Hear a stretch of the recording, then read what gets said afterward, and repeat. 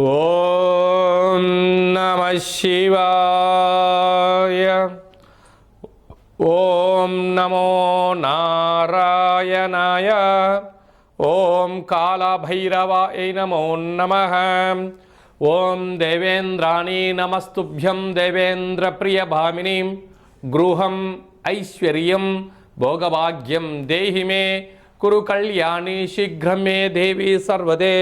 హరి ఓం.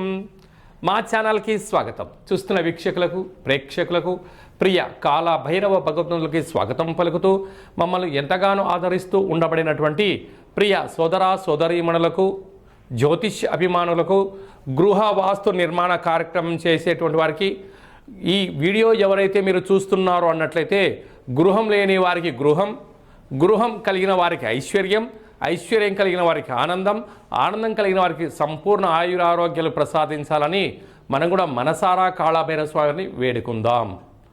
మనకు సనాతనమైన మన హిందూ ధర్మం ఏం చెప్పిందయ్యా అంటే, వాస్తు అనగా వరుస క్రమము. వరుస అనేటువంటి 2 పొడవులు 2 వెడల్పులు సమాంతరంగా ఉండాలని చెప్పి వాస్తు చెప్తుంది. ప్రధానంగా మోక్షగుండపు విశ్వేశ్వరయ్య గారు అనేటువంటి పెద్ద ఇంజనీర్ గారు వారైనా, ఈరోజు అనేక గృహ భవన నిర్మాణాలు నిర్మించేవారైనా 4 సూత్రాలు పాటిస్తారు. ఆ సూత్రాలు ఏమిటైనగా, ఈశాన్యంలో గుంట, ఆగ్నేయంలో మంట, నైరుతిలో పంట, వాయువులో పెంట అంటారు. అంటే ఒకటే గుడ్డి గుర్తు. అంటే ఈశాన్యంలో నీళ్లు ఉండాలి, ఆగ్నేయంలో వంట వండుకోవాలి, నైరుతిలో యజమాని నివసించాలి, బీరువా ఉండాలి, వాయువులో చిల్డ్రన్స్ రూమ్ ఉండాలి, బాత్రూమ్ ఉండాలని చెప్తారు. ఇలా 2 పొడవులు 2 వెడల్పులు ఎవరైతే సమాంతరంగా ఏర్పాటు చేసుకుంటారో వారికి సకల శుభాలను ఐశ్వర్యాలను ఆ గృహం కలిగిస్తుందని చెప్పి అందరూ పాటించాల్సినటువంటి నియమంగా గుర్తుపెట్టుకోవాలి. మకర రాశి వారికి 2026వ సంవత్సరం మరియు శ్రీ పరాభవనమ సంవత్సరం ఆదాయ వేళ ఎలా ఉంటున్నాయి, గృహం లేని వారికి గృహం ఎలా కొనుక్కోవాలి, గృహం కలిగిన వారు ఎలాంటి విధి విధానం పాటించాలో ఈ వీడియోలో సవివరంగా సంపూర్ణంగా తెలుసుకుందాం. మకర రాశిలో ఏ ఏ నక్షత్రాలు వస్తాయి అనగా, ఉత్తరాషాఢ నక్షత్రంలోని 2, 3, 4 పాదాలు, శ్రవణ నక్షత్రంలోని 4 పాదాలు, ధనిష్ఠా నక్షత్రంలోని 1, 2 పాదములు కలిపితే మకర రాశి. రాశాధిపతి శని భగవానుడు.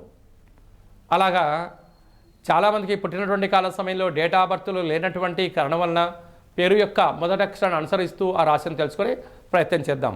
బో, జా, జు, జీ, జు, జే, జో, ఘా, గి అక్షరాల వారందరూ కూడా మకర రాశి జాతకులే. ఒకవైపు గ్రహాలు భగవంతుడి వలన అద్భుతంగా యోగించడం వలన వీరు విందులని, వినోదాలని, ఐశ్వర్యమని, ఆనందమని, గృహాలని, విదేశాలము, సంపూర్ణమైనటువంటి అనేక కార్యక్రమాలలో వీరు ఆనందాల్లో మునిగి తేలడం వలన సమయాన్ని, ధనాన్ని మంచినీళ్ళలాగా ఖర్చు పెడుతున్నారు. కానీ ఈ సంవత్సరం అలా కుదరదు. కారణం ఏమిటి? ఆదాయ వ్యయాలు ఎలా ఉన్నాయంటే, ఆదాయం 2, వ్యయం 8, -6 మీరు వెళ్ళిపోతున్నారు. ఇలాంటి కాల సమయంలో మీరు తప్పక ఆచరించాల్సినటువంటి లక్షణం ఏమిటయ్యా అంటే, పూజా మందిరంలో కాళభైరవ స్వామివారి యొక్క సైంధవలవన ఉప్పు దీపం పెట్టి తీరాలి. అష్టమి తిథి యందున కూష్మాండ దీపము, పూర్ణిమ తిథి యందున నారికేల దీపము, అమావాస్య తిథి యందున పిండి దీపం పెట్టాలి తప్పక.